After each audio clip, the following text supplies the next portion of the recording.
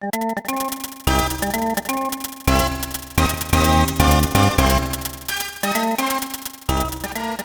everybody, welcome back to episode 87 of the Pottermore Gamescast. I'm your host, Irvik, and joined by Masofdas, Chris Pengelly.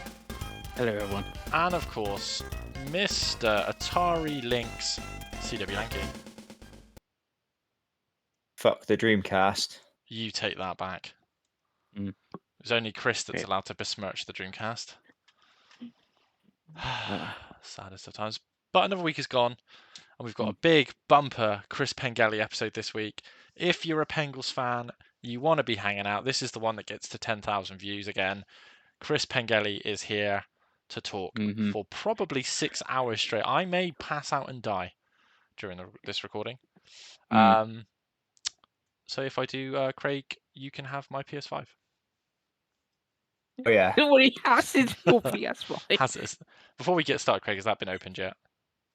No. You're an animal. I don't think it's gonna be long though. I don't think it's gonna be long. We're going to be soon. We'll get to that in a minute. We'll Yeah. get to that. So what we'll do, we'll start with Pengies now. So Pengy can obviously then take a little throat break, which sounded more sinister than I meant it to. But, yeah, that's what I said. Sinister, sexual. I don't know what. Yeah, I was mean going on it's been a long day. It's been a long day. But Pengy, without further ado, what have you bought? What have you purchased this calendar week? So on PlayStation, bought nothing, played nothing. My God. On other, I've bought nothing, played nothing. On Nintendo, I've played nothing, bought something, and I bought Detective Pikachu, which I have put in the Switch to get my 40 gold coins. That looks so bad. It looks so bad that the first video that I saw on the release day was, I can't remember who did it. It might be Nintendo Life, and it was literally titled like, "Does the 3DS version look better?" That's the first video I saw, and I was like, I see, money well spent from Pengy there. I watched the IGN review for this earlier, and they spent the whole time pretty much slagging it off because it looks terrible. Yeah. And then they gave it a 6, and I was like, they gave Starfield a 7. What a world we live in, boys. What a world we live in. I think we can literally come out and say now, if you're watching IGN for any kind of useful information, you are 10 to 15 years too late. There's absolutely no credibility in anything what a world. say. What a world. Right. But I think they're only good now because obviously they do their first sort of look things, which are not great because obviously that was the whole Redfall issue, wasn't it? Because they showed it at 60 frames and it came out in 30 I honestly could not tell you the last time I went to IGN for anything other than a guide. And that's a non-trophy guide, because obviously if I were looking for a trophy guide, there is true trophies, true achievements, Macca, PS, like that. But it's like, I think I was trying to play a game I'll talk about in my bit, and that had a really good guide for it. But cool. Have you played any Detective Pikachu, Pengy, or has it just been put in? I think no, it's just went in the thing. I think we did predict the scores last week. I went for 62. I think I said 69, so I think Dave was closest. Yeah, no, I think it might be down to 69 now on like Metacritic. I'm not sure on Critic. Didn't I say 68? Didn't I like do the Price is Right shenanigans? Yeah, I think Dave was. What's it on now? Yeah. Either way, pretty bad. 67. Yeah, Dave was closest. Oh yeah. Yeah, Dave was closest. So that's Switch. So on Xbox, I started, I think right after the last episode, and I finished, and I have the 1000G in it. From natural play, apart from one collectible, which I needed to go look up a Macca's guide for, and that's Cocoon, which is a new indie game published by Annapurna. It's on everything, busy in Game Pass on Xbox. It's from it was some the lead level designer or something on Limbo and Inside. So it's been promoted as that sort of thing, a bit like Summerfield last year. Unlike Summerfield, which was still a 2D side-scrolling sort of game like Limbo Inside, this is still got the atmosphere, still very indie. You'll still hate it, Dave, because all the stories told through the world and all that sort of thing. You know, there's no dialogue and all that sort of thing. But it's now top-down. It's less sort of horror-ish, but there is a horror-type world sort of thing. So you're this top-down, this little beetle character who picks up a little orb, so you can use for puzzles, but you can jump in and out of these orbs, which are different worlds inside. So you have the desert orb, so you jump in it and it's a desert world, and then you have the green orb, which is the forest one, the white orb, which is snow, that sort of thing. But then it's like starts off really easy, and it's like, well, this seems a bit like autopilot, and then you get to near the end where you have like 5 orbs, and he's like, I got to put this orb inside this orb to trigger this, so I can trigger that in a different world, and all that, and it's all like Inception and that sort of thing. It's really good. Like I said, it's on everything. This is generally like, I don't know how much it is. I expect it's like 20 quid, being an Annapurna indie. It's definitely most probably be worth the 20 quid on your Switch or your PlayStation to buy it. It's that good of a game, sort of thing. So played that on Xbox. Then also in another subscription, which is, I'm getting my value out of this, is Assassin's Creed Mirage, which I've done like the prologue, the little bit where you're like training to become an assassin sort of bit. There's like a second bit, and then I'm just about going to do my first sort of assassination of like one of the characters sort of thing. So I'm really early on in it. It is old school Assassin's Creed, so another one that you mostly won't like, Dave, because it obviously is stealthy, where you got like, dark hide in your hay bales, and be sneaky to try to take out the guard and all that sort of thing. I haven't played much of that. That's the thing I'm most going to play, because obviously my subscription, I think, ends the 12th or the 14th, whenever Crew Motorfest came out in September plus a month. So that's what I'm mainly going to be playing. And then the one other thing on Xbox, which is a bit of a purchase because I had a voucher through work and stuff, so it only cost me 9 quid, was the Forza Motorsport upgrade. So I've played, actually surprisingly, I've played about 6 or 7 hours of Forza Motorsport already, and I've mainly just been like messing around with the game, with the achievements and stuff like that. Bit of rivals, trying a bit of time attack, trying a bit of multiplayer, trying a bit of career mode, that, jumping around sort of the whole place on that. What car did you start with, Pengi, out of the 3? So I started with the Honda Civic Type R out of the 3. So Japanese Pengi, he strikes again. Yeah. Well, it is actually 2 Japanese cars. So you get Subaru, the Civic, or you can pick a Mustang. And so I went for the Civic, which they give you to do the Builders Cup.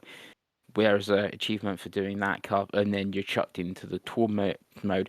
Like I said, that was quite a long sort of thing, because it's like, it explains all like the fuels, your tires, you got to do your qualifying ramps and stuff. But you can actually skip them. Now the people like doing tip videos like skip.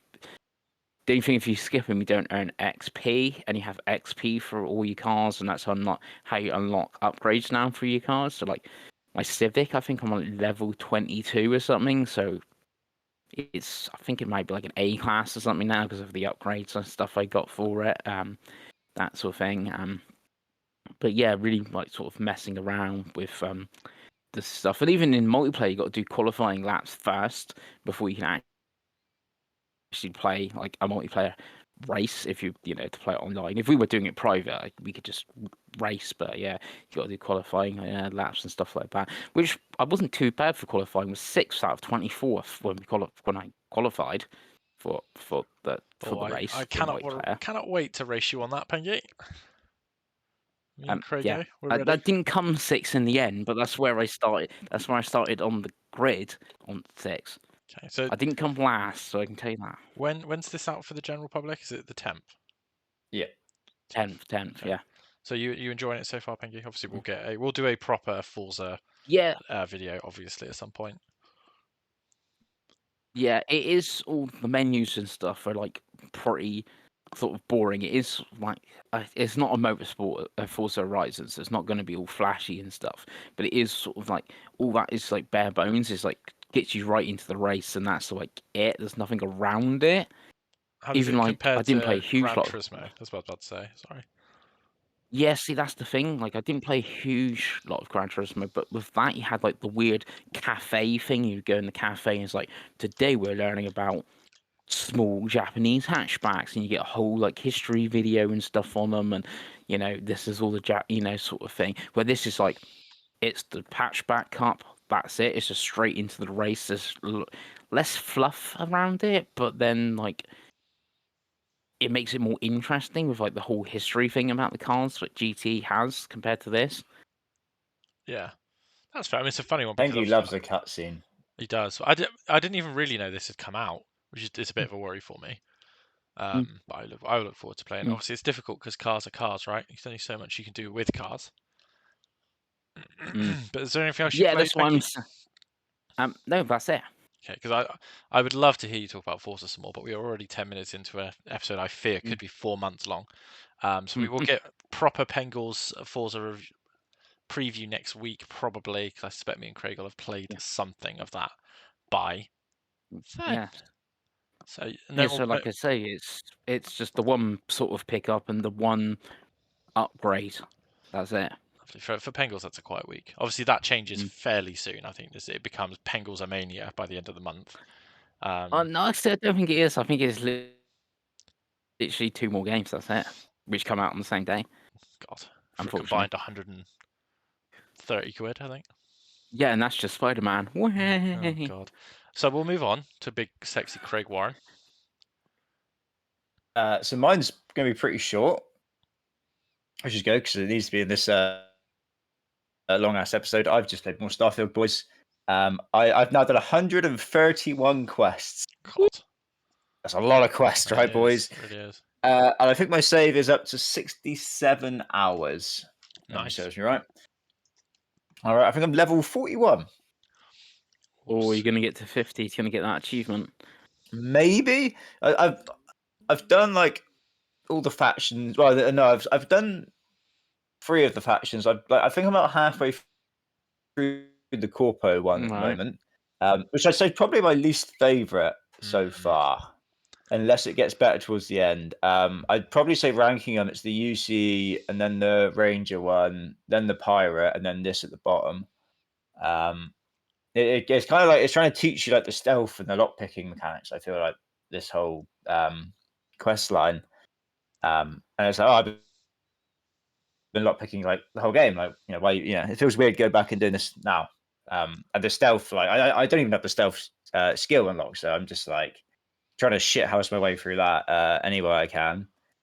But yeah, I think I've had to get this Corpo quest line done. I've done most of the other quests in Neon now, I think. So I don't think I've got many other quests like unlocked to do. So I think I'll probably do this and finish off the game, and then we'll see where that takes me. But yeah, I think that might be it. Maybe I'll finish off the game and then I'll leave it there ready for whenever they bring out the expansion. And then, boys, the PlayStation can finally get set up. Jesus. Which is exciting, right? Oh, yeah. It's a hell of an episode. The unveiling. Yes. The unveiling. Yes. Definitely need to do an unboxing video, Craig. That's what the people want. I could have done a carry up the stairs video. That would have been probably more entertaining. Dust it off. That'll be one. That's video number 1. Trying to lift it. That'll be video number 2. Yeah. Figuring out the bloody stand. That's one that's going to stump you. Already know it's going to stump you. Well, yeah, I'm going to have to put it on its side. So I don't have to. That's even worse. I'm going to have to fuck around with somehow with that, aren't I? Christ. Yeah. There's no way it's going to stand up looking at where I'm going to put it. There is a stand, but it's finicky to put on the side. And obviously, it's about 7 foot tall, isn't it? So it's one of those things. PS5 is one of those consoles where I'm like, to be honest with you, I would watch how to set up PS5 video before setting up your PS5. I can't even believe that that's a thing, but I'm deadly serious. Christ, look forward to that. Oh, lovely. Well, that's a nice concise week from Craigo. Before we get to the Pengalathon, we'll do mine. On Xbox, I too am just really playing Starfield. Kind of agree with Craig. I'm deep into the Corpo missions and I cannot stand them. They are so boring, and it's like the stealth is so bad. I don't know if you've done the mission yet where you have to stealth through a building, Craig. I think I'm onto that. It's the building. It's the actual Corpo building. Yeah, right. It is. I'm on that mission now. Fucking bad. Like I think I tried to stealth it like 4 times, and then I just ended up. I'll be doing some shooty bang. Yeah, like you get a like trank gun basically. Yeah. My only word of advice, if you're gonna go the trank route, tell your partner not to come, because I didn't, and then people died, and they were angry. Oh yeah. And I was like, I see. But that sucks. By far the worst quest line in the whole game. It's worse than half the side quests, I think. The Oh, region yeah, industry. It's just not definitely. There's a interesting. nice. I don't know if you would have done it yet. There's a mission, where you've got to talk to an AI. Have you done that mission? That's quite interesting. You know, yeah, that's I've done really that. good. Yeah. Yeah. But that is the highlight of the Interesting. region industries one for me. Yeah, I'm trying to think if there's any other good missions through that. See, the stealth mission, I used the mind trick stuff that you get. Well, it's like it was some. bad enough doing the pickpocketing for a key card because again I didn't have the pickpocket skill, so I had to go and then level up to get that skill, just for this one mission because I don't stealth, so I don't use it. Like I use the digi lock stuff, but that's about it.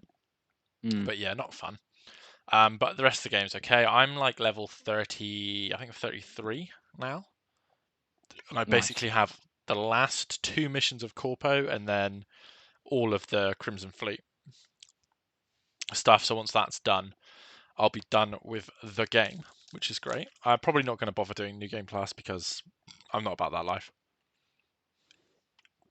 So I hate to sound like Kengi, but I'm not about that life, to be honest.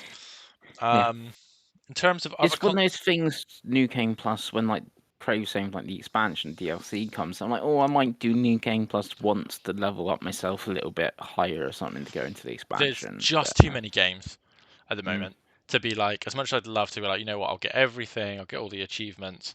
Like the leveling is too slow to 50 to then go, oh, I want to get to 100. Like I just don't.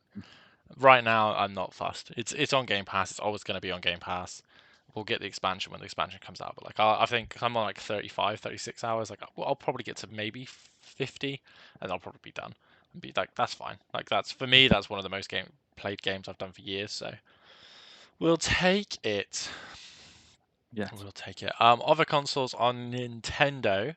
I went out with my partner on the weekend, so we just played Mario Party and Mario Kart. So she won at Mario Party, I won at Mario Kart. That was that. Everyone loves a bit of Nintendo, right? Yes. And then on PlayStation, I have actually been playing my PlayStation 4, which is actually quite interesting. So I've playing 2 games on my PS4. I've been playing Final Fantasy V, which me and Pengels have talked about potentially doing a Final Fantasy video. So I was like, you know what, let's play the games that I haven't played, and I have a couple of them from the Pixel Remaster collection. I just picked a couple out when it came out, and just didn't get all of it basically because I've played 3 and 4, and I was like, I don't really want to replay 3 and 4. Who's the heroes in 5? Bart, Lena, Okay. Galuf, Faris, and then Kirill later on. Really good game. It's nice to go back to a traditional turn-based Final Fantasy. Like the structure's really cool. Really interesting story.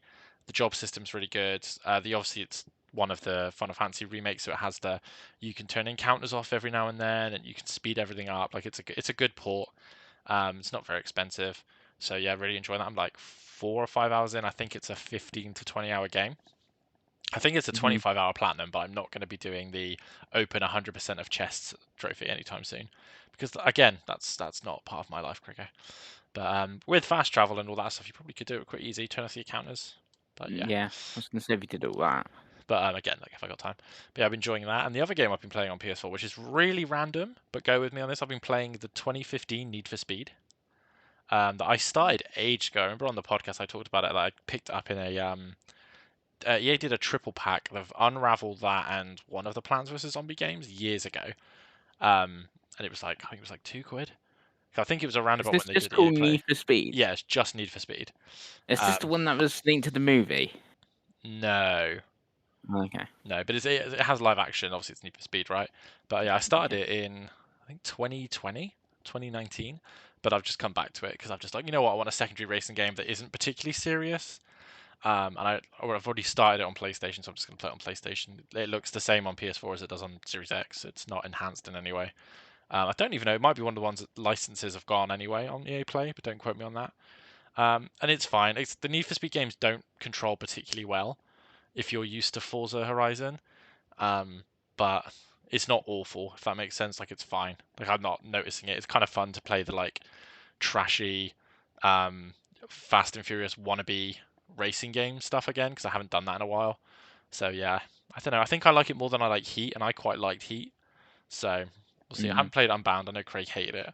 So that's why I haven't bothered with that one yet. Yeah, I never bothered with Unbound after Craig's view of it. After Craig slandered it, and we were like, oh, he's already. I just hate the driving in those games. It's so shit. The drifting mechanics. The drifting mechanic is the worst thing in all games that aren't Forza, because it's the problem with the Crew Motorfest as well. I remember in the beta they start you in the drift car and it controls like ass, and then the rest of the game's fine. But because I haven't done any of the drift events yet in Need for Speed, I'm just doing I've got a sexy little Subaru that I've done up, and I'm just plowing through the sprint races and the drag races, and it's kind of fun. But I know that I've got to do the fucking Gymkhana with Ken Block stuff at some point because he's in that one. Oh, I used to hate the Gymkhana stuff in one of the Dirt games. Yeah, Dirt 2, 3, and 4, the worst. And in 5, the DLC for 5, it's pretty rough. But yeah, that's what I've been playing. Just kind of, I really don't have much money at the moment, so I'm kind of just Game Pass and backlogging to my heart's content to try and stop myself buying anything. And I've got plenty, boys, plenty to play. So we will see. So without further ado, let's get to the main event of the show. We haven't even really talked about the format of how this is going to work. So I'm on the fly. I've come up with a format, Pengy. So what I want you to do is we're going to do it in blocks of 10. So I want you to read out 100 to 91. And then any talking points in that we will talk about, and we'll do that until the top 10. Then the top 10 you can just do individually, and because obviously you can have more to say about your top 10 than you are about number 97. And we can't sit here for 4 hours because no one's going to listen to it for 4 hours. So have you got your list ready? Yes. Does Craig have any questions and rules you want to put in before Pengles reads out the MGS collection and Atari 50? It's too late. If I leave the video, boys, that's it. I'm done because of his silliness. All right. So yes, obviously Pengles can't just say the Mass Effect trilogy. If he does it, we'll make him pick a game. We'll make him pick a game. Well, if Mass Effect trilogy will have to be one of the Mass Effect games. Okay, when we get there. When we get there, because we know what you're like. You can't abide by any rules that of the common man. But there we go. So Pengles, number 100 to 91 on the Masofdas top 100 list. Right, so this only went back in recently because you brought this up. I don't know if you brought it up on the podcast or off the podcast with regards to Starfield and Final Fantasy 16. There might be some recently biased to those games. So Starfield's come off the list, and this has gone back on the list. So number 100 is Dragon Age Origins. Nice. Now, Chris, about 2 minutes ago, what did I say? You want me to go through it quickly? I wanted you to go through 100 to 91, and then we'll stop you. Yeah. And we'll talk about the really important ones, because otherwise we will be sat here for 6 months. Okay. But number 100, Dragon Age Origins, great game. Did you finish that game? Yes, and even all the DLC as well. I think I got 1,800 gamer score on that game. Out of 2,000, yeah. 99 is Pokemon Black or White, you can pick. 98 is Pikmin 3. 97 is Metroid Dread. 96 is Castlevania Symphony of the Night. 95 is Silent Hill. 94 is Devil May Cry 3. 93 is Marvel vs. Capcom 2. And then number 92 is Mortal Kombat 2. And 91 is Paper Mario: The Thousand Year Door. Lovely. Anything jumping out at you there, Craigo? I can't even keep up. I don't know. Yeah, Dread's good. Mm-hmm. It is good. So we've already got quite a heavy Nintendo bias, which I'm obviously a big fan of. So let's keep this party going. 90 down to 81. So 90 Super Mario Sunshine. Okay, good game. Eternal Darkness. Interesting. More GameCube. Halo. Yep. Halo 2. Oh, what number is Halo 2? 88. Oh, Craig. Anyway, carry on. Splinter Cell Chaos Theory. Okay. Portal. Nice. The Elder Scrolls 4 Oblivion. Sunset Overdrive. Red Dead Redemption. The Last Story. Kid Icarus Uprising at 81. God, you really didn't like Halo 2, did you? Yeah, I liked Halo 2. It's the 88th best game. It's Craig's anger. I can already smell it. Remember, I started with a 400 list. So. Yeah.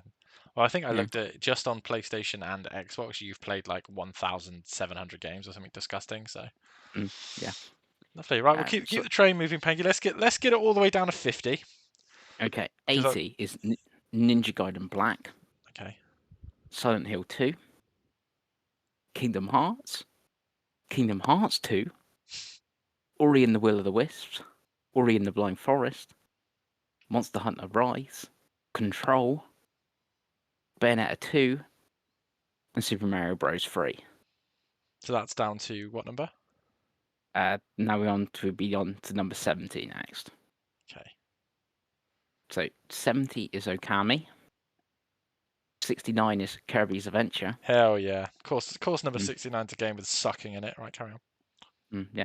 Then it's Star Wars Knights of the Old Republic. Then it's Fable. Then it's Forza Horizon 5. Jade Empire. Super Mario 3D World.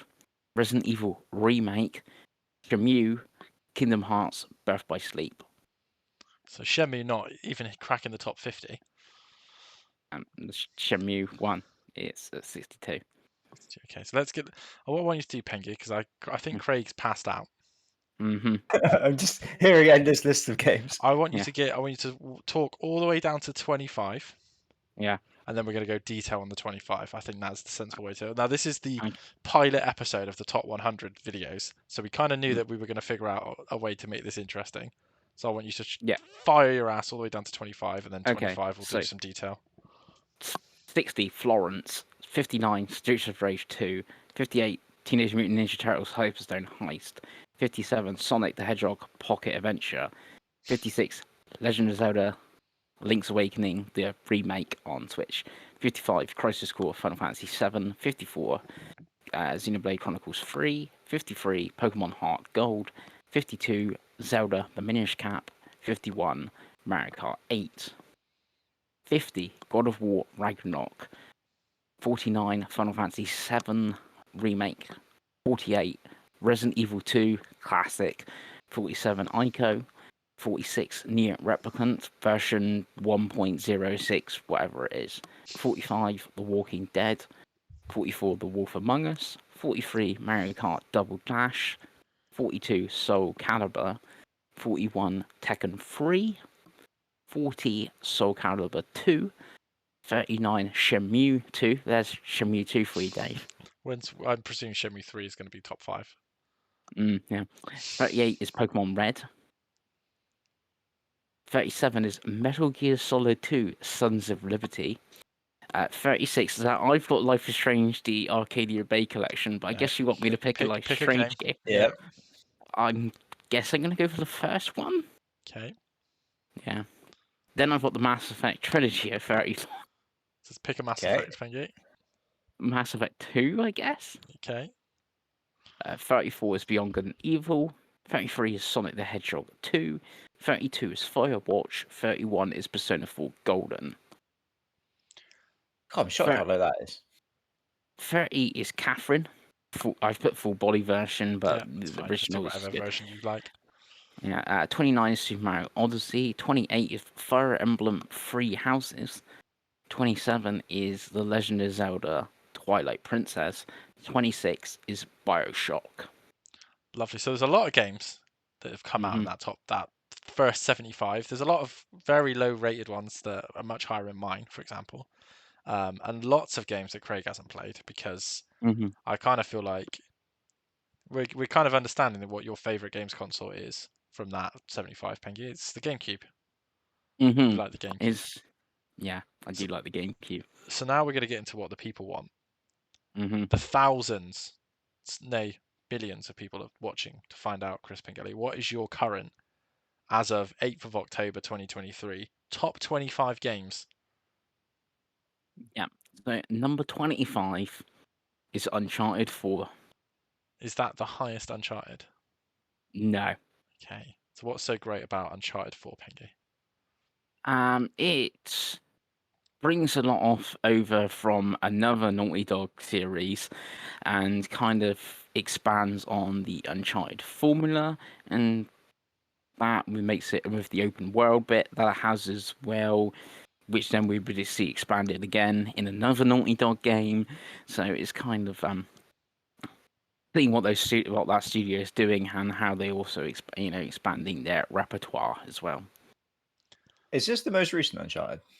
Yes. Technically No, no, Lost but yes. Legacy. It's the most recent mainline one. Have you Okay. played any of the Uncharted games, Craig? No. So this is the one I should probably play. You should play it. Well, unfortunately, you really do need to play 1, 2, 3, and 4, but they're all short and good. So no, 4's quite long. It's like 25. Yeah, well, hours 1, 2, and 3, I think, had 25 hours combined. Yeah, one's like 6-7 hours. And the PlayStation 4 ports are really good. So, and they're all on Game and PS Plus. So, lovely. Penguin number 24. Here is the next Uncharted game. It's Uncharted 2 Among Thieves, because they couldn't really separate them. Yeah, this is like Uncharted 1 is like a 7 out of 10 sort of video game. It's an early PS3 game sort of thing. I think Naughty Dog just coming off like Jak and Daxter and that sort of thing, trying a more mature game. And then Uncharted 2 comes along and it's like, this is ridiculous how good this is. Like that train level on that game is just outstanding.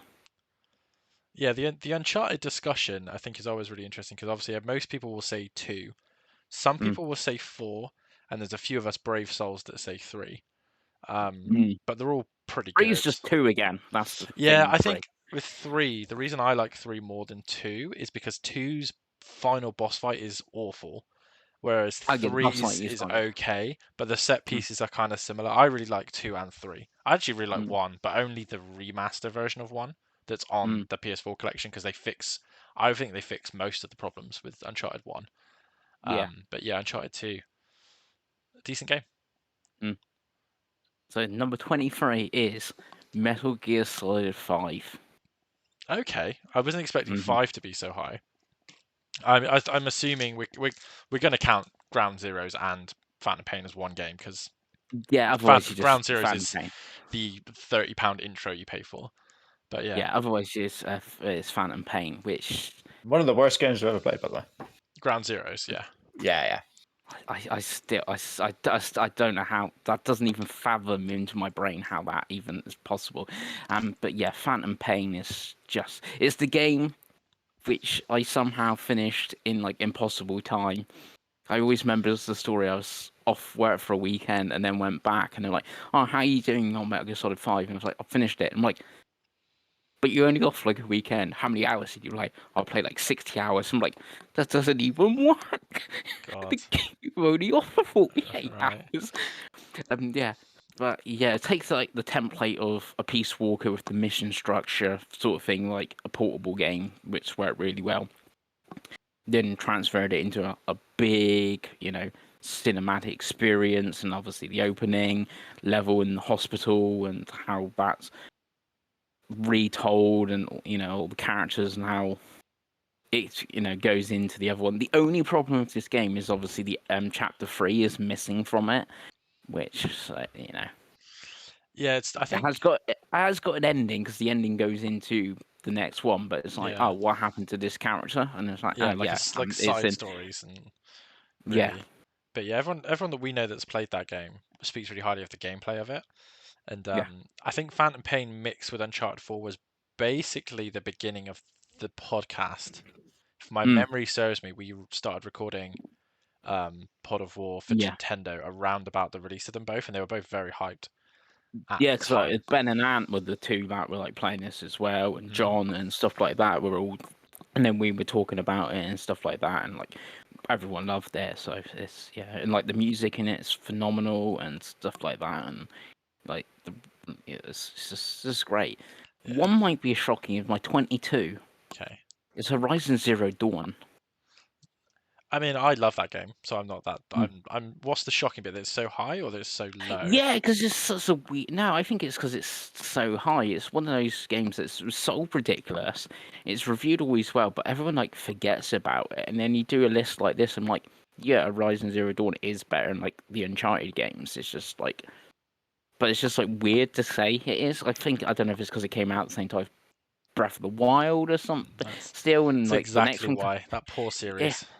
And it just seems like weird, even though it's like I think like the series has sold 30 million combined. There's only been like 2 games, but there's been DLC and VR and all that. It's just an odd game, but yeah, the story and all of it's really good and like a bit like Naughty Dog, Gorilla going from Killzone, like a okay sort of Halo sort of clone to like this is like a huge step. So like, see what Gorilla do next and stuff.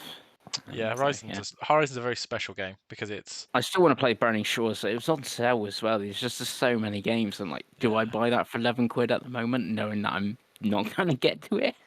Well, see, I can't even play that now because it's only PS5, isn't it? That DLC. Oh yeah, the DLC is only PS5. Yeah, Yeah, but yeah, I mean, Horizon Zero Dawn, especially when you chuck in the Frozen Wilds DLC as well, yeah. it really is an incredible game. You've played Mm. Horizon, haven't you, Craig? Yes. I think Mm. it's in my top 100, but I don't think it's anywhere near as high. It's pretty high in my list. I cannot remember my It's list. got some of the best weather in games. It's that and like Forza Horizon 5, like the best weather. When it rains in this game, it's Yeah. raining. It's probably my favorite platinum as well. I know we'll definitely do a completion podcast at some point. But yeah, Horizon Zero Dawn is probably my favorite platinum. Because that game came out when we were really into the podcast. So like I was like, that game probably like, moved me to like, right, I'm getting platinums now. But yeah, great game. Next game, Peggy. It's Super Smash Bros. Melee. Okay, is it your highest Smash Bros. Game? Yes. I mean, It's the only Smash Bros. if Game in you- the list because it's the only worst Smash Bros. Game worth playing. I mean, if you own a GameCube, you like Smash Bros. Melee, didn't you? It's Yeah. the Halo of the GameCube. How much multiplayer we played with this game is just ridiculous. It must have been hundreds and hundreds of hours of multiplayer. Yeah, comfortably. Yes, it's fantastic. I still say it's the best Smash Bros. People will say it's deluxe or whatever it is on Switch, but yeah, it's just so good. Even I played a lot of this game around people's Mm. houses. It was the de facto when I was at university. It was the de facto like common room game. That and any of the Mario Karts. It'd be like, oh, we play Melee tonight, and it would be like 12 hours later, and we're like, oh, we should probably go to lectures. There'd be like 10 people and just be round robining, 4-player, no items. Oh, great stuff. We used to play this and Time Splitters 2, I think, on the GameCube. And Time Splitters Future Perfect. Yeah. We used to play that around one of my mates who had a GameCube's house all the time. Great shit, great console. Yeah. Next one, Pengy. Number 20 is Super Mario 64. Okay. Yeah. Bit of a nostalgia pick, I think, perhaps. It is a bit of a nostalgia pick, but I didn't actually get I see, this is the thing. I had an N64 as a kid, but I like barely touched it. I was just, obviously you have less money and stuff like that, and like I think the video shop only rented like PS1 games. I never remember them having N64 games, so like N64 barely got touched. So I didn't really play this until post GameCube. So obviously I bought GameCube at launch, loved the GameCube, went back to Nintendo's catalog, and that's when I played it. So it has got nostalgia because obviously the GameCube's over 20 years old, but it's not like 30 years worth of nostalgia thing. But yeah, for like the historical standpoint of this game and like how it changed 3D gaming and 3D platformers and stuff like that, and like you go further ahead and stuff like where you had Super Mario Odyssey at like 29, where it's still building on what was Super Mario 64. It's just great. Yeah, Super Mario 64 was a funny one because again, like I didn't grow up with it. And I played it on DS as well, but yeah, I was gonna say like the DS version is my favorite version of that game. But it's kind of a different game to be honest. But yeah, it's funny one. It's one of the more difficult games to go back to, but I think that's the N64 in general. It's quite difficult to go back to, but yeah, not a bad pick. Yeah. So 19 is Resident Evil 4. Is there a particular console version of this you prefer? The Wii version. Okay. Which I'm actually being deadly serious. Actually, no, the Wii version is the one I like as well. Yeah, because it took the PS2 version, the PS2 version feels different to the GameCube version. The GameCube version feels right. Don't know why it does. There must be a reason. But the PS2 version had extra content and stuff, and like the Wii version had all the content. So it felt like the GameCube version. It had all the content of the PS2 version, and the motion controls worked and made sense in this game. Like where you're stopping to aim, and you aim obviously aim at the heads of the enemy or the weak spots and stuff like that. It just made so much sense on the Wii, and it is by far the best version. I know we've had remasters and stuff of the game, not including the remake, but like there's a PS4 remaster, there's a PS3 remaster and stuff like that. But yeah, the Wii version is excellent. Yeah, I think it's especially maybe the best third-party game on the Wii. I think it's the best adult game on the Wii. Yeah, by my list, it is actually the highest Yeah. third-party Wii game on my list. But yeah, I mean, it's the Wii version of Resident Evil 4 is so good that a wuss, has finished and like completed that game on the Wii. I love that version of the game. It's really good. Widescreen's really good. Having the Ada stuff is great. And Chris, to be fair to Chris, is correct. The motion controls work incredibly well. With that game. I don't know if weirdly if like the PS3 port's got move controls or anything. Switch does, but I don't think it's as good. Don't quote me on that. But and also I think this is a really weird thing to say. I think that game looks worse in HD because obviously the background still doesn't have HD textures, so it's really noticeably ugly. Whereas playing it in 576i on the Wii, something like that. Yeah. It kind of will look. It works. It fits. But yeah, I'm not surprised to see this on your list because I know how much you love the game. But yeah. Yeah. I've got 2 Resident Evils on my list. 2 was. And I'm sure the remake will make an appearance on Craig's list. Oh hell yeah! Yeah. Not on mine. So 18 is Metal Gear Solid on the PlayStation 1. Mm-hmm. Again, bit of a nostalgia pick. Yeah, it's a bit nostalgia pick. Because I know when did we replay it for book club, and I played Twin Snakes. I played Twin Snakes not that long ago. Me and you played it for a PlayStation. There was a video because I played it on PlayStation TV. Because I'd never played it before. But yeah, me and you did it for a video years ago, where I think you did play Twin Snakes. Yeah, I played Twin Snakes then. But yeah, it is a bit of a nostalgia pick. Going back to like the N64 PlayStation 1, like the PlayStation 1 era, my age and stuff was Crash, Spyro, a bit of Tekken, which we already had on this. Those sort of games, like pretty simple-ish games, and then you had things like this and Final Fantasy VII, which, sorry, Dave, is not on my list. Remake was on my list. That's crazy, but we'll discuss that on my list. Don't you worry. Yeah, and it's like, oh, this is what video games can be, sort of thing. It's just not, Crash, Crash Bandicoot jumping on boxes and stuff like that. Like this, games can, tell stories and things like that, and it's just, yeah. Beginning of the dark times. That's what I like to call it. But it's also weird because obviously, if you go back a gen, you had things like Chrono Trigger and Final Fantasy VI, which told stories as just being a kid and being a European. Metal Gears told stories as well. But yeah, again, not surprised to see it on your list.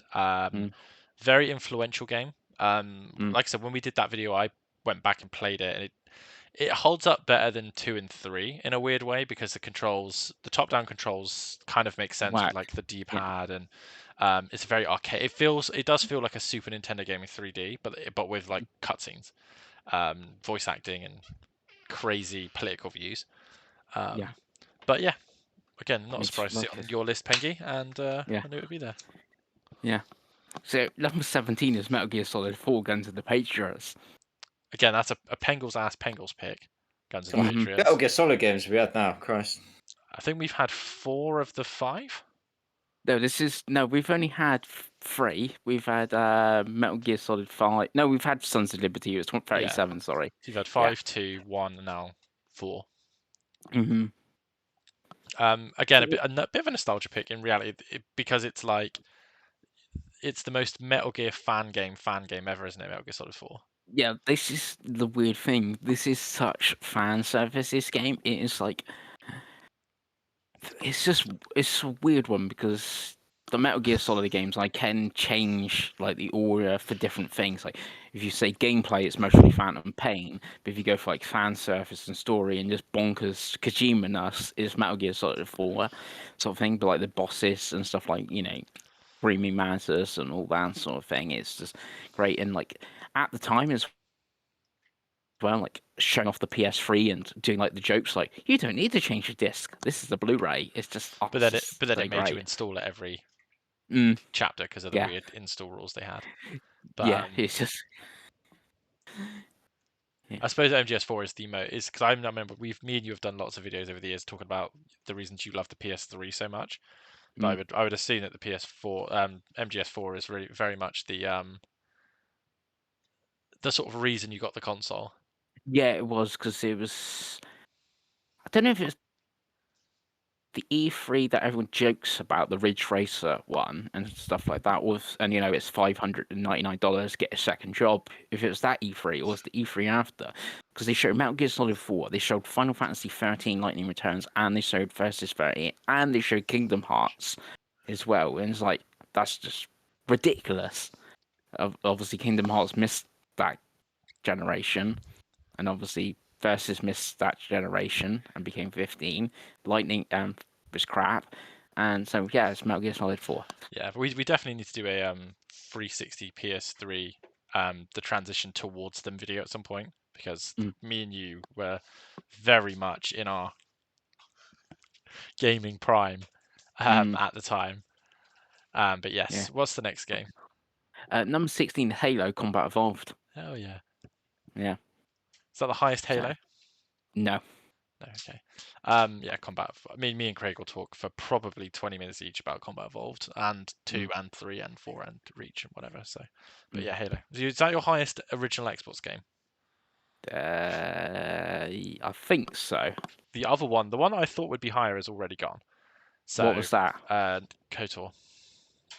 Yeah, KOTOR. I think what was it? What was it? 60 odds? Like 68. I had Fable higher than that, for instance, 67. Yeah. Pengy loves Peter Molyneux. And Shimio 2, technically, there's visual Xbox that's and the version Dreamcast. you played because you hate the Dreamcast. No, I played it on both, but obviously it's in English on Xbox. But you so... telling me you didn't learn Japanese to play Shenmue 2? No, I played it in Japanese with subtitles. Lovely. So what's the next game, Pengy? It's Halo Reach. Okay, so that's the highest Halo. Yeah, that is the highest Halo. So what about Reach made it the highest one? It's got the best story of any Halo. I know you know what's going to happen at the end, but it has got the best story of any Halo. And you maybe can tell by this list. I know it's like Super Smash Bros. Melee, which is on the list because of the multiplayer, but I think you can tell by this list I'm very single player focused, and this is the best Halo's been for single player. Yeah, it's in my. I'm pretty sure it's my top 20. Oh, got the cat's climbing here. Nice. It is. The single player is amazing, and the fucking DMR boys. Oh, what a gun! That FUD that gun makes. It's a gun. Hate Reach. We've talked about it before. Like Reach was like my. Oh no. Yeah, Ray hates Reach. I think. Yeah, I didn't like Reach at all, but I understand why. And the multiplayer is good on Reach as well, and not the multiplayer. And just because like Combat Evolved at 16, like. Played tons System Link of that game, but obviously didn't have online officially. Like Reach obviously had the online multiplayer, so you're trying to balance them next to each other. Reach, takes it. Fair enough. Number 14 is God of War 2018. Okay. Just in case I needed to clarify that. You do, because there is like many a game. God of War. Yeah. Is that the highest God of War? Yes, that is the highest God of War. Talk us through, Pengy. Talk us why God of War is 1 above Horizon and 2 the only or the highest rated God of War for you. So it's above Horizon because it does. Horizon has a great story. God of War is even above that, and coming off the God of War games of Kratos, this angry man, kills things, sort of thing, and then obviously making Kratos like someone you can actually sympathize with. That and it's a simple story as well. It's just you got to climb up a mountain to put your wife/mother's ashes on that mountain. But yeah, the whole lore and how that game looks and stuff like that. It's most probably one of the best looking PS4 games. I haven't gone back to it, so can't definitely clarify that. And I did play some Ragnarok on PS4, and that looked pretty good. So yeah. The combat in that game is amazing as well. Yeah, and the combat and the feel of the axe and stuff like that. Like, this is the thing, like, Ragnarok is on this list. It's like, I think I had 50 or 51. Like, that on the dual sense, like, the axe and, using the triggers and stuff. Oh, it's just so good. I think that was the first game I played with HDR, and I was just like, oh, this is a game changer, isn't it? Yeah, God of War was like a really interesting time because PlayStation 4 was at its absolute best 2017, 2018. So like you had Horizon, You had Spider-Man, Spider-Man in God of 2018. War, and then like a couple years later you had Ghosts. But like, yeah, God of War is just a step above in terms of pure quality. Like I replayed that game. It had a 60 FPS patch on PS5. So I replayed that in the run-up to Ragnarok. I actually, ironically, haven't played Ragnarok yet, but I do own it, so I'll get there eventually. And my God, it's such a satisfying game to play. Like it is, the axe returning to you on its own is like the most non-comic book feeling ever, and it's just great game. Fuck the Valkyries, though, right, boys? Fuck it now. The Valkyries are fine until you get to the last one. And then it all comes fucking tumbling down. Then suddenly you're playing Ninja Gaiden, and you're like, oh, I had to be a god. Who knew? I gave up on that. Fuck that. Yeah, maybe when Craig turns his PS5 on, we'll make that a stream. But next See, one, I did that on Ragnarok, and I still not got my platinum. Well, my plan is to get the platinum before you do because of shenanigans, and then Craig can get it before you as well because of also shenanigans. Yeah, and then I'll be tweeting Corey Barlog. I You'll be like, Chris Pengelly has an issue. Yeah, so number 13 is Forza Horizon 4. Okay, so you've got that higher than 5? Yeah. And higher than 3, I assume. Yeah. Yeah, cool. And Forza Horizon 4, Pengy, what made it so special, and why is multiple of those games on your list? I suppose is another good thing to ask. 2 of them on my list because they are the best. I say proper racing games because I've been playing motorsport, and that's I would say a sim racing, and you got your Mario Karts on my list as well. But like the in between arcadey racing games with like real cars and stuff like that, this is the best there is. This is Xbox's like best series, best games. This is like 9 out of 10, even higher than that quality. This should be every Xbox owner should be playing Forza Horizon 4 or 5. It's that good. Yeah, I can't agree with you more. It's their Breath of the Wild. It's their God of War. They should be, having it on a flag or something. But 4 is higher because Brexit means Brexit. So. Nice. I can't believe we got a Brexit quote in the podcast, Pinky. Yeah. But 4 was the transitional one, right, as well. So I think it was. I'm pretty sure because me and Craig played this a hell of a lot, and I think we played it with you quite a bit as well. Penguil's missing checkpoints is the most Penguil thing in the world, but I'm pretty sure that was the one that was on the Xbox One, 1S, 1X, and then they did a patch and it was on Series S and X, and that was when lives changed and we were just losing our minds about it. Yes. But yes, I remember annoying you all with the my fast traveling on the Series X. Well, you did that, and then I bought my Series S, and then it was just poor old Pengy being like, "Ow," because I don't think you got a 1X. You don't think you got an X until a little bit after us, if I remember right. Yeah, when I got my refund from my PS5. Exactly. So I'm like, great games, amazing series. Like as much as I love Motorsport coming out, like I would rather they just done Forza Horizon 6, to be perfectly honest with you. But what can I say? Yeah. So number 12. Number 12. It's the highest Final Fantasy. It's Final Fantasy 9. Okay. Which I feel this might be the one you were off topic, saying you may have replayed recently and aged or something. I don't know if that's true. Definitely not. Okay, that's good. I have replayed 9. I replayed it when it came to Switch. It's higher on my list than 12. Okay. But yes. Why is it your highest Final Fantasy, Pinky? So the characters in that game, like Dagger, Vivi is like one of the best characters ever in Final Fantasy. Okay, he's not a Sephiroth or a Kefka and stuff like that, where people love.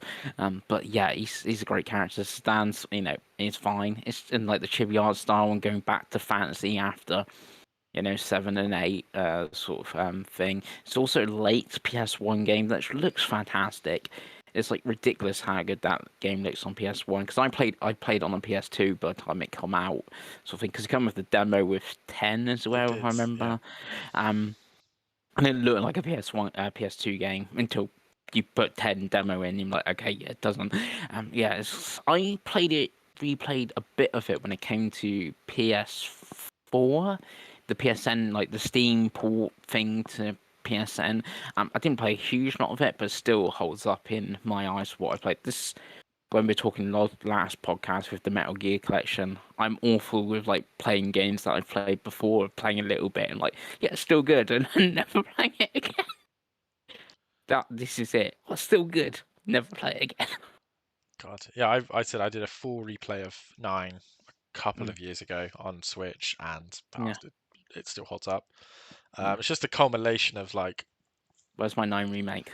Well, No. I don't really want a remake of 9, and that sounds crazy, but I think 9 was such a like perfect end cap to the Sakaguchi Final Fantasies. Like it is everything the first 6 games did well, with like little bits of 7 and 8 in it, and the characters are unreal. Like tell a really deep story. Visually, like you said, it looks so good. It looks ridiculously good for a PS1 game. Like if you compare 9 to 7, it's night and day. Cutscene wise, it looked like a PS2 game. Like cutscenes in that game were like as good as Final Fantasy X's in the most part, to be perfectly honest. And the journey it tells, the job system's back kind of, and it's really good. And trance system, the weapons, I think it's arguably one of my favorite turn-based RPGs. I think it's difficult because nostalgia blinds me a little bit with it, and probably the same with you, Chris.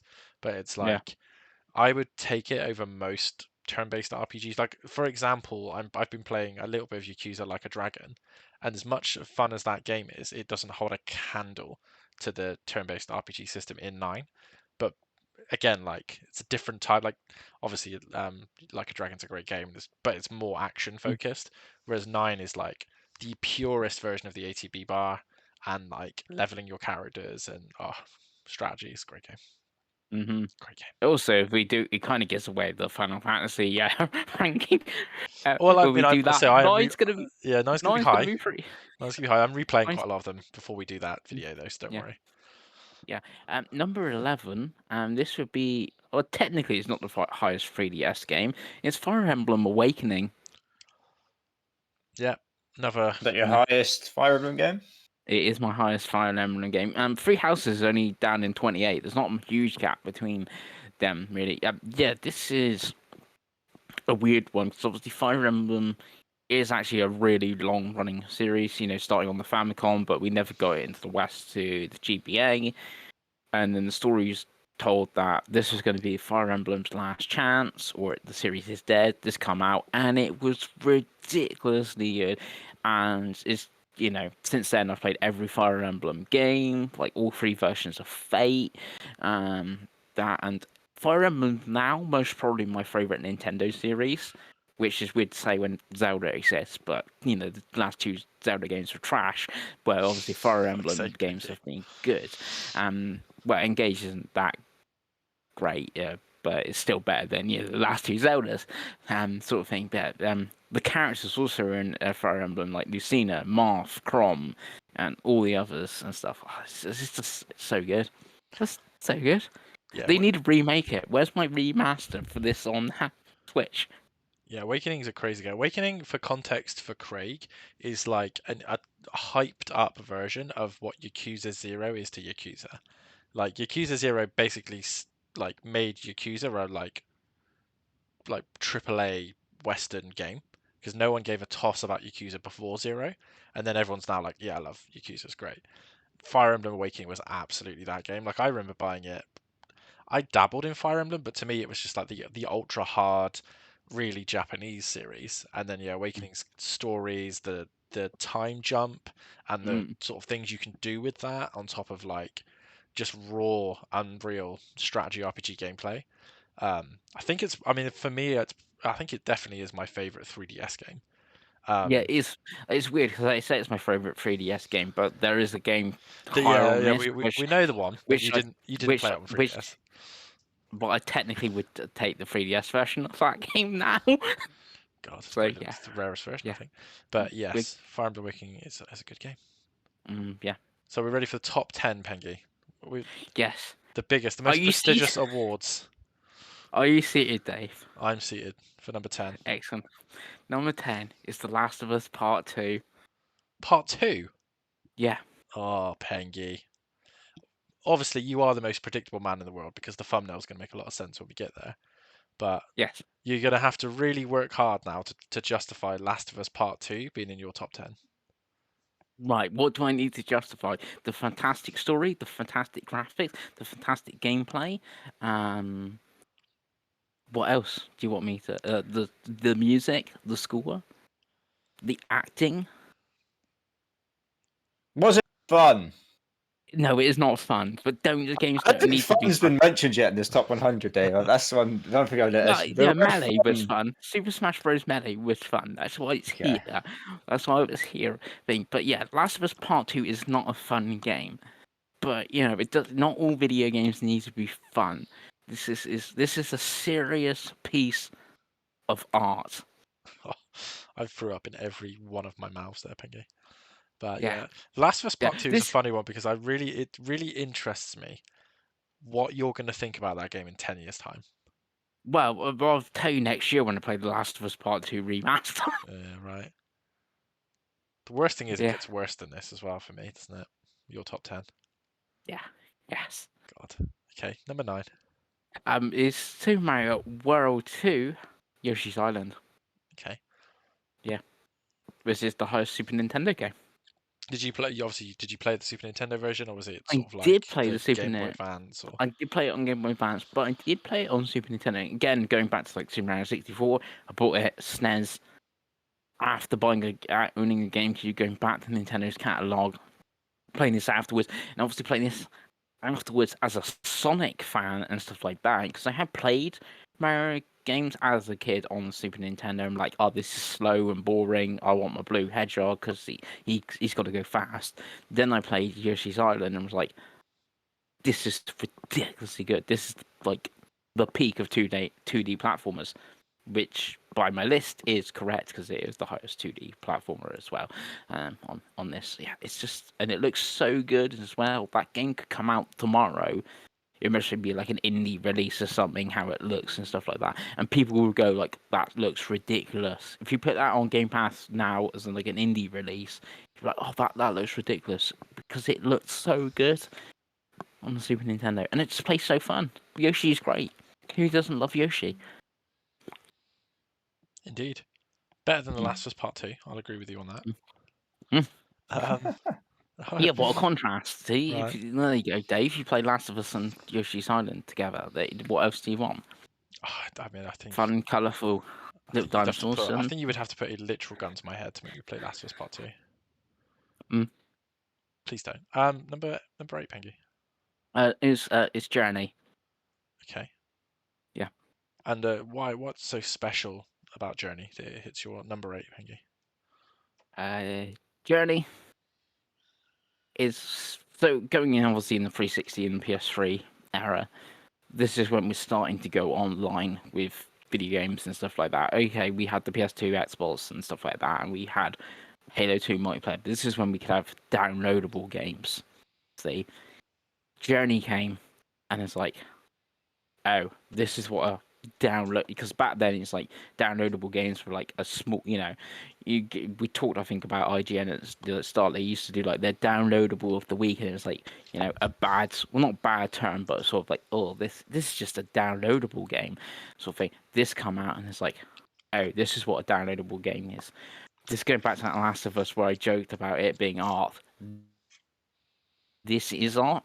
That's the thing. Like, this is like the presentation, the looks of it. I finish it every couple of years. So I finished it on PS3, Vita, PS4, and I actually replayed it on PS5 yet, weirdly enough. I didn't actually PS5 version of the game. It just, everything about it, the music, how the story is told, and how you interact with another player online, but you don't really know who that player is until the end of the story and how the credits roll. It's just beautiful. Lovely. I mean, I've never It's played Journey. beautiful, Dave. Yeah. It's always been a game that's like I've always looked at and gone, do I? And then I'm like, I just don't. Doesn't look like a piece of me. No, Yeah. you wouldn't actually hate it. See, Craig is weird because if he did this podcast Craig 10 is years weird. ago, Craig would hate this game. But I think Craig now playing indies and stuff on Xbox through like Game Pass would make you play this and actually like he's gonna play Cocoon most probably. You gonna play Cocoon, Craig? Probably. So what You're you're saying mostly is gonna you've ruined Craig. Craig used to be a pure happy man. Now you've made him like quote unquote artsy video games. Yeah, because you're mostly gonna like Cocoon. If he likes Cocoon, he would like Journey. I think we need to inject Call of Duty and PGA Tour directly into Craig's veins and get him back. Yeah. Well, I did like Limbo in 2010, and that was a downloadable game. I mean, I played Bastion and Braid and stuff all the time. Yeah. So. Okay. Next game. Yeah. It's The Legend of Zelda: Ocarina of Time. Craig so slams this his is the drink one. down in disgust. Then. See, this is where I said I would take the 3DS version of the game. Okay, so I was going to ask you which version. Yeah, so I'm gonna feel. Well, actually, I'm not gonna feel like about breaking record because a certain game on this list came with a bonus disc of Ocarina of Time, and that's how I first played it on the GameCube. Now, how I first played this game was on the GameCube, not on the N64, but obviously the 3D remaster thing on the 3DS is objectively the best version of it. But yeah, Ocarina of Time, a grand mark of video gaming, and this is what all Zelda should be. Just copy and paste this for eternity. Don't do Tears of the Kingdom and Breath of the Wild. Just do Ocarina of Time. God, I also played Ocarina of Time via the GameCube. the Wind Waker GameCube disc. By the way, how mental is that as a thought? By the way, that a company would put out a new game and include the previous game plus a previous game with like a new game plus as just an extra disc for free. Like completely for free. You could play Ocarina of Time and Ocarina of Time Master Quest with Wind Waker. And I'm pretty sure they did a free promotional disc that I remember being given in game once. That was like, oh yeah, this has got Majora's Mask, Ocarina of Time, and then demos for other stuff on it. Yeah, I've got. Yeah, it came with a certain bundle of the console and stuff like that. I've got one of those discs. What a crazy time! Yeah, that's how I first played. Obviously, Ocarina of Time. How I played a bit of Majora's Mask and stuff like that. Like the GameCube is like all my Nintendo. Like the Zelda comes from the the GameCube, and that's how I played that. Like the dungeons, the whole the time jump and stuff like that in Ocarina of Time. It's just like so good. Have you played Ocarina of Time, Craigo? Don't be fucking silly, Dave. I'm playing fucking Zelda games. I can't remember. I'm like, oh, you had an N64 when you were little, so I'm like, oh. No, you still got Breath of the Wild. I own this on the N64. For some reason, I think it might be one of the games that came when I bought my N64. Nice. But obviously, I never played it. God no. No. Continue, Pengy. Number 6. Number 6. Another is going to outset Dave's game. Well, no, it's not the highest PS2 game. I was going to say it might be the highest PS2 game, but it's not. I think Shadow of the Colossus. This doesn't upset me as much as The Last of Us. Don't worry. Okay, does it not? I can understand why people love Shadow of the Colossus because that's good. Because you played the PS2 version, didn't you, as well? I played the PS2 version, which is again very weird. Awful controls. About this. PS2 games tend to have bad controls. are like that on purpose, Dave. Well, I know, but then they fixed them in a port, so. Yeah, but then they're still not great in the remake either. No, because it's meant to be like that. You're supposed to feel the struggle of climbing the Colossus. I think. And yeah, I get what you say. I think my issue wasn't that. My issue was the button mapping with the PS2 version. They did change the button mapping. They changed that. It used to be triangle, and I think they changed it to X. But the controls are still awkward, but they're all awkward on purpose because it's obviously trying to make you feel. Obviously, you're trying to climb a Colossus and stuff like that, and they've tried to tell that through the control. This weirdly is going to say because obviously the games had a remaster on PS3, and then it had a remake on PS4. Weirdly, actually would make sense for a remaster on PS5 due to the controls and how like the haptic feedback and the triggers and stuff on the DualSense. like you could make it feel even more immersive of like trying to climb a Colossus and stuff like that. But yeah, that Just was keep bringing this game out forever. I think yes. if they were a smart company, I think they would do a triple pack remaster, like remake thing of that Last Guardian and Ico, and Yeah, just because put it out. Ico's only had the remaster, but that actually needs remake more than that. But it would make sense with Yeah. the dual sense controller. Yeah, again, like this game looks incredible on the PS2. But the remake, when you think about like HDR and stuff like that, the grass and stuff on the remake, it's just ridiculous. And like the story of how the story is like told from the music and the actions of Wonder and how you become your horse and that and the ending. It's just so good, Dave. Like I finished this game, obviously the original, the remake, and I got halfway through the remaster. It's like 2.5 times. It's just really good. And I would finish a PS5 remaster of the remake if they released that, which they should. The remake, remastered, remade, retold, director's cut. Yeah, Shadow Colossus is funny because Shadow Colossus is one of those games that I look at, and obviously it came out quite late in the PS2.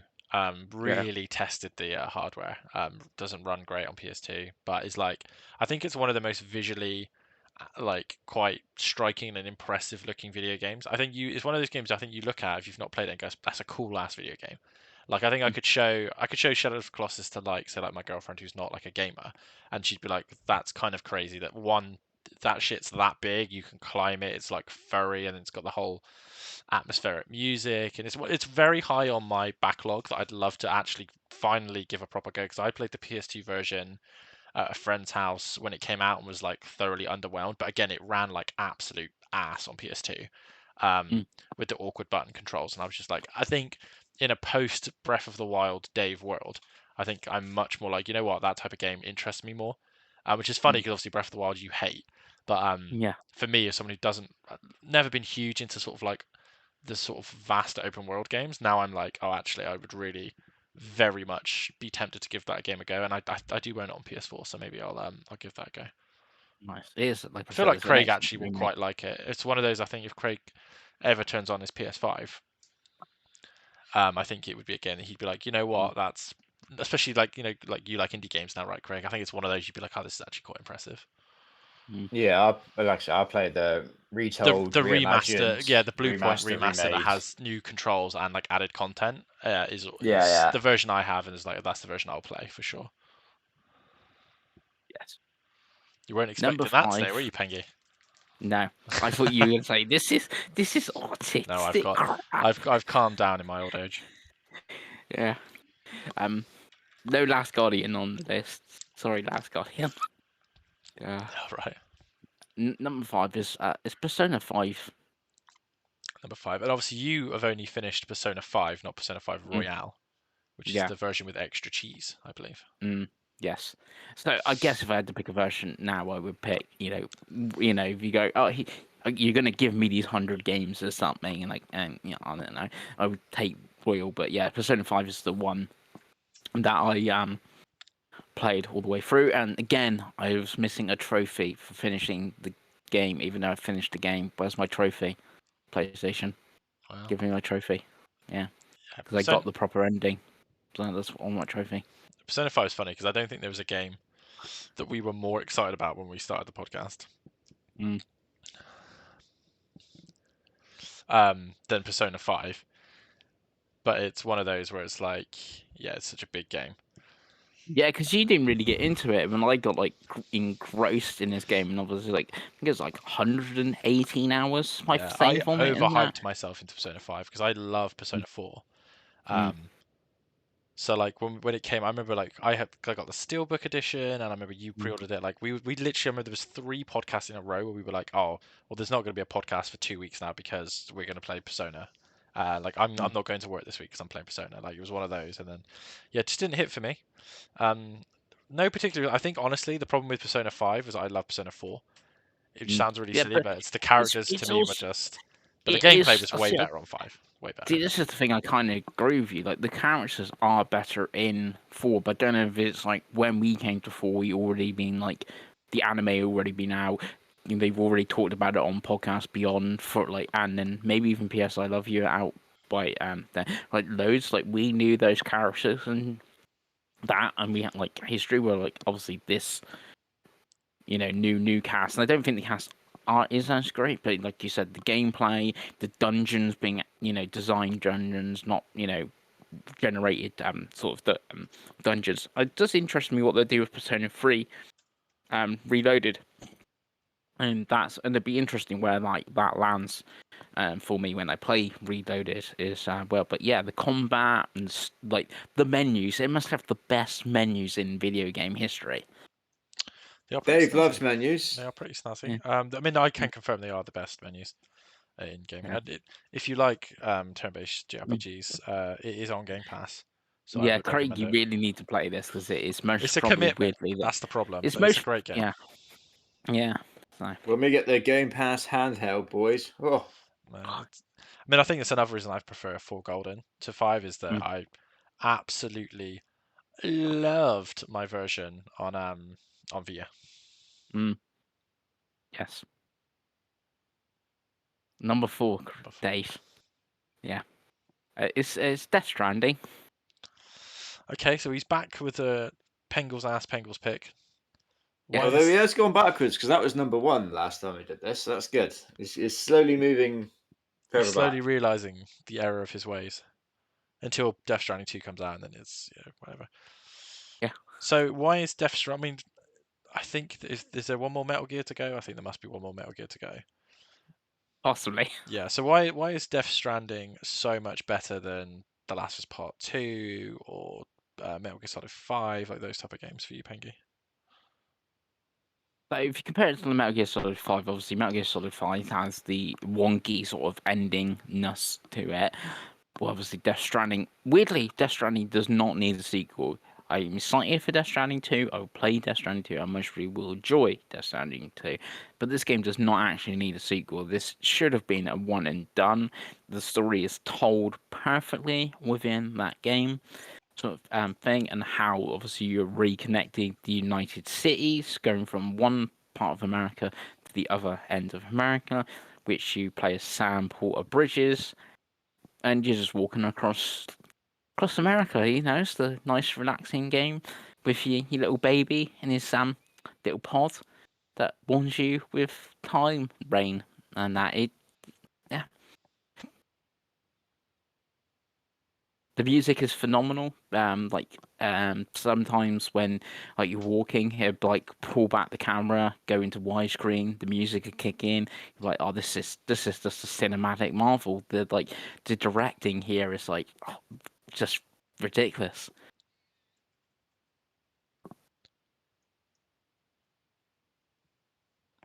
Yeah, it's I broke down.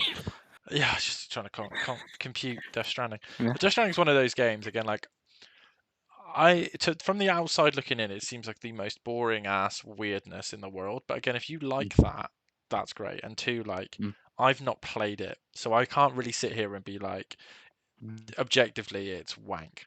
I will say that about The Last of Us because I have played The Last of Us. But this one, I'm like, like if you like it, if it's your kind of thing, like I know people that love that game, or they absolutely hate it. So like, yeah, it is a relative sort of like Marmite-y game. Like I love it because it is weirdly like you go to like Metal Gear Solid 4, which is just ridiculous fan fiction of Metal Gear.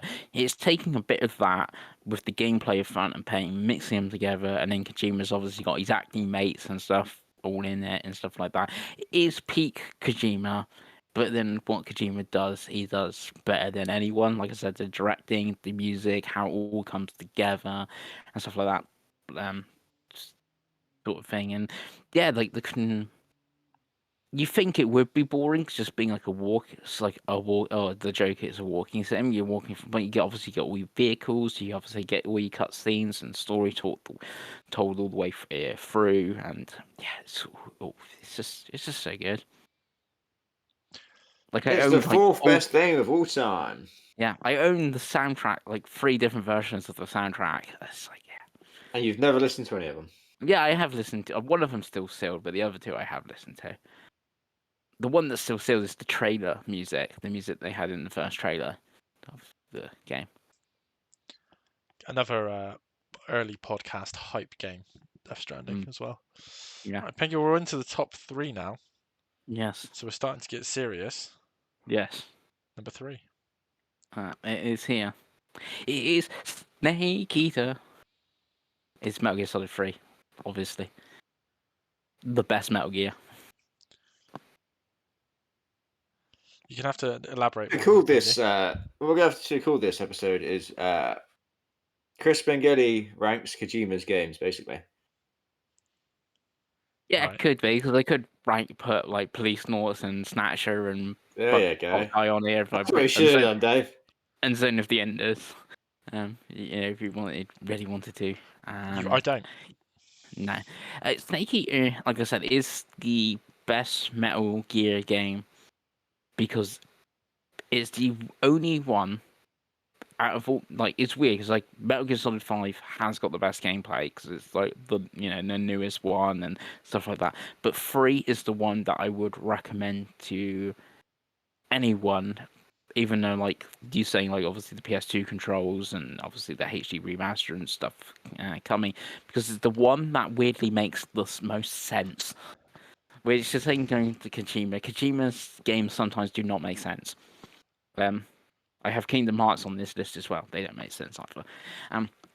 This game you can play it standalone. You don't, Metal Gear Solid 4 is total fan fiction. You've had to play all the Metal Gear games, or you're not going to get any of the references or know anything that's happening. But Metal Gear Solid 3 is just I'm going to say spy, but you're in the jungle, so it's not like James Bond, even though it is kind of like James Bond because the intro and the music and all Incredibly that. James Bond. Yeah, like, it's but such a James Bond ripoff. In a good way. It is. But then I can't remember James Bond film where he's like in the jungle for like that long and surviving, sort of thing. Obviously the music, it has maybe the best boss fight in video game history, which is ironic because you're fighting boss. So yeah. MGS3 is such a strange game because I don't think there is a video game that I have tried to play more in my life than Metal Gear Solid 3, because the story is so inviting. Like, it's such a good story. Like, I've watched like people play the game, and I've watched literally watched like Metal Gear Solid 3 breakdown videos the story, and history, like all of that stuff. Videos. Is really, really cool and really, really interesting. I remember playing the game when my friend Dan actually had the game when it came out on PS2, and I remember going, like, just sitting and watching him play it and being like, oh my god, like, what is this game? This is so cool. But the problem I've always come back to is the controls are, again, like, so PS2 and in a really bad way, and unfortunately most of the ports keep those controls of like shoot is square, and you have to like toggle between like stuff, and it's like, oh, and then obviously the original version was not a free camera subsistence. They fixed that in subsistence. Yeah, that's like the one that has a good camera, and that's in the HD version. Blah blah blah. But yeah, I can't remember if the 3DS version. 3DS version does have, you can use Circle Pro. Yeah. Really rare game now, but I was thinking trigger on the back. You can use the triggers 3DS. on the back as well. It's ironically, the 3DS version is probably the best controlling version available at the moment. And they did add like some weird extras. They added on that. Yoshi. You could shoot Yoshi instead of frogs. Plus, also when you lose your eye, you can your 3D no longer works on the 3DS version. Which is a very clever use of it. But yeah, Metal Gear Solid 3 Snake Eater, very interesting game. Again, not surprised you've got it this high, but it's one of those where the fact that we're getting a remake, it interests me. Like I said, development team. By team, but it's the by team. the story is the best Metal Gear Solid story. If people turn up and go like, oh, Hideo Kojima writes the best stories, I would disagree, but like I can't really disagree that 3's is this is why Snake Eater is the thing, because it has the best story, it has like the best setting. It's the most down to earth, isn't it? Like, it's the most plausible. Yeah, the music obviously. And there's a guy that controls bees, but yeah, the music obviously is that the music in there, like, it all kind of makes sense with like obviously the political stuff going on and all that. It's like I said, it's a bit like I'm saying, like Death Stranding doesn't need a sequel. Like Metal Gear Solid 3 could have been like a standalone.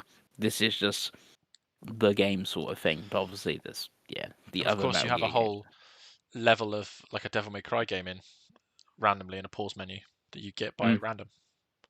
Yeah. Which really freaked my friend out when that happened to him. I was like, oh, the fuck is going on? But, yeah. And also, like, one of the I know, like, the fight against boss is mostly the best boss fight in the history of video games. But obviously, there's that one other. I don't want to say it's a boss fight, but it's like the whole ghost part of it. Yeah, you got the sorrow is really interesting. Yeah, the end is a really interesting really boss fight. Yeah. There's some good ones in there. How you change your time and stuff on your Mhm. memory cards. So yes, the end dies. It's one of those. I can see why you've got it at number 3. For me, it's the controls have always held it back for me. And I think, to be honest with you, it long passed Craig by the time that Craig became the Craig that he is now. Yeah. You could not pay me to play any of this shit. No. Yeah, and like when I rewatch like kind of funny replay these games, and like it's just it's like, oh yeah, it's just so amazing. Like watching their reactions, like all the cutscenes and stuff. Like yeah, it's just great. Yeah, but it does control like ass. So thank God they're doing a remake. But yes, number 2, Pengy. The suspense, it's killing us. You're gonna be very upset, Dave. I'm always upset with your decisions in life, Chris. So I had this in. I think I had it lower than number 10 originally, because I mainly just played it on PS3, and this is why the PS3 is so great. And I played a bit of the remaster on the PS4, mainly just the DLC, because I didn't play the DLC on the PS3, because I think the PS4 might have been out then, or I missed it for some reason. But then this year, I played the remake, yeah? So I played the remake this year, and I watched the TV show this year as well. And I was like, yeah, this is just phenomenal. And like going from the game to the TV show, I'm like, yeah, because you go, well, video game stories aren't as good as movie and TV. It's like the TV show is just copy and paste of the game. It shows how good that game is and how good that story is in that game, where you can just copy it and not change anything, basically. Apart from like that one episode, which is brilliant with Bill and Frank, which is like sort of thing. The best episode in the show is the bit where they change the game the most. But yeah, carry on. Yeah, they added. There's like an episode, like one episode. Like they're not going to put the whole bit of Bill and Frank in the game, which you're not going to play, are they? You still got to play the video game, sort of thing. Obviously, I'm talking about The Last of Us Part 1, which would be Part 1. So you prefer the remake to the original? Yes, I'm going to put the remake part, because obviously you prefer it to the remaster? Yes. What about the re-release of the remake that's coming next year? No, there's not going to be a re-released remake. There's going to just be a remaster. Do you reckon they're going to do a double pack? Yes, maybe. Part 1 and Part 2. I think that's where I get in. You get my. I think they PlayStation 5 out. They do a triple pack, and it'll include the Blu-rays for the TV show as well. Like I literally think they will. But yeah. So The Last of Us, The Last of Us. So my hatred for The Last of Us. Okay, which we've done. I think we've literally done 3 videos on my hatred of The Last of Us over the last 8 years we've been doing. Yeah, because we didn't you bring it up on the games we hate? Where games we hate. I also brought it up on like the second. I've rewatched a load of our episodes recently because nostalgia, and I think the second episode we do, I mentioned how much I hate The Last of Us. My issue with The Last of Us is never that. I think people assume that I think it's a bad game, and I don't. I just don't think it's God's gift to video games that everyone thinks it is. Everyone thinks it's a 10 out of 10 game. I'm like, the control is awful. The story's really obvious, apart from the first 20 minutes where the little girl dies. That's not a spoiler. It's in 8. They've re-released the game 20 times. And it's like, okay. And then it was like, oh yeah, but I'm like, it's just another zombie game. And then like, oh, the ending. I'm like, then they ruin the ending by doing a sequel that makes the ending pointless. But I will concede, like, from what I've seen of the remake version, which, not to be confused, you, Craig, is the PS5 version. Or not, not to confuse with the PS4 version, which you can play on your PS5. No, it's just the PS5. Which is the remaster. Which is a remaster. This is the remaster remade. It's the remake. It's a remake of a remaster. It's the remake. It's the remake, Part 1. That game seems to be... If that had been the only version of the game released, I would kind of get it. I would get why people like it. I really would. I still don't think it's the second coming of Christ. I think it's a 8 or maybe a 9 out of 10. I think it's a 10 out of 10 game. I don't think anything's a 10 out of 10 game, but obviously apart from Football Manager. We'll See, correct this is myself weird there. thing. Like, I kind of agree with you. Like, when I played Last of Us Part, I know Last of Us on PS3, it was like a late PS3 game. It was 2013, like the same year as the PS4. Like, I played it and I was like, yeah, this is fine. It's good. It's not Uncharted 2. Good. But then obviously I played Left Behind and a bit of the remaster. I'm like, oh yeah, I'm getting it. And so, but then when you play the remake, like Part 1, I'm like, yeah, because obviously I played Part 2 before Part 1. I know it's cack-handed because obviously the remake comes out. Like, they improve obviously the controls. It looks better. Like, mocap's better and everything. Like, and the story is good anyway, but they improved on the stuff that they learned in Part 2 to go like back into Part 1. So this improves it in the game, like the gameplay perspectives of the game. And the story is better than Part 2's. When I replay Part 2, maybe I feel that is better. Maybe they do switch again. I don't know, but yeah. Lovely. Well, it was the inevitable. I mean, I gambled that this was going to be your number 1, Pingles, because that's what I've used for the thumbnail. But yeah, I mean, Craig hasn't played it, so when Craig plays it, maybe it'll be 2-1, and I'll have to concede that it's not an average game. Craig could just watch the show. I think you'd get the same, apart from an easy platinum. Yeah. But, so I got the PS5 now. I got to play it on the PlayStation 5. Not watch the show, surely. Right, you can have fun. Yeah. And speaking of fun, Chris Pengelly, an hour and a half into this podcast, can we get your number 1 game, please, so we can all go about our lives? Number 1 is The Legend of Zelda: Wind Waker. Okay, one of the more predictable choices. Yes. So why is The Legend of Zelda: Wind Waker your favorite game of all time, Pinky? I think I've already said it. It's like the GameCube. This is like my GameCube game. This is my first Zelda sort of thing. This got me into Nintendo. The art style still holds up. This is the best Link's ever been. He's been like so expressive. Like, he never talks, but in this game, like, his expressive face, like, Tetra not being like the damsel princess and stuff like that. The dungeons are cool. Going around in your red lion boat and stuff. That's just so good. This is what Zelda should be. Breath of the Wild sucks. Wind Waker is great. That is it. Lovely. Yeah. Lovely. Like you said, you have mentioned many times how much you love Wind Waker. Yes. Yeah, Wind Waker's funny. When I got that game when it came out, and I hated it because there was a stealth section at the start of the game. And that's such a good dungeon as well. My dumb 11-year-old self could not do the stealth section, so I just played Ocarina of Time. And then I came back to it years later and loved the game. And I think it's probably the most fun Zelda game. It is best the Zelda most game. fun. It's difficult because that and Breath of the Wild are such different games that it's like, I don't know. Like, it depends what you prefer. Like, I don't know if Wind Waker holds up in terms of like modern gaming, not what it looks like or even how it controls, just more of like what you want from a game. But though I played the HD version when it came to Wii U, finished it, loved it. Like, the improvements they made on that was great.